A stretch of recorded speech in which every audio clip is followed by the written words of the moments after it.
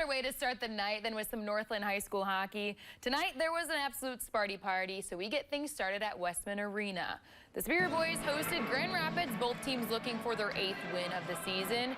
Jumping to just under 5 minutes left in the first, game is scoreless until the puck hits off the wall to Braden Hertig in front of the net. It's Lucas Williams who gets it past Ryder Miskovich for the goal. Spartans take the 1-0 lead.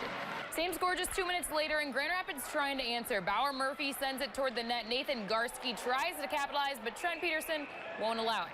Now with 1 minute left in the period, Job Carpenter takes the shot. Peterson gets a pad on it, but Xander Scheinman is there to put away the rebound for the equalizer.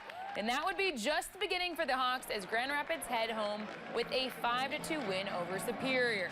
We stay in Sparty Party Nation, of course, just down the road to the Superior Ice Arena where the 15-1-0 girls welcome the Cloquet Esco Carlton Lumberjacks to their cozy barn.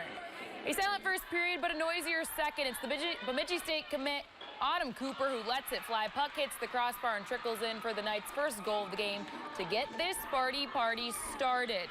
And here she is again, trying to create more offensive firepower. A beautiful feed to Gabriel Olsen, but the two are stopped by Isabella Strang, who is not letting that one by. Game remains 1-0.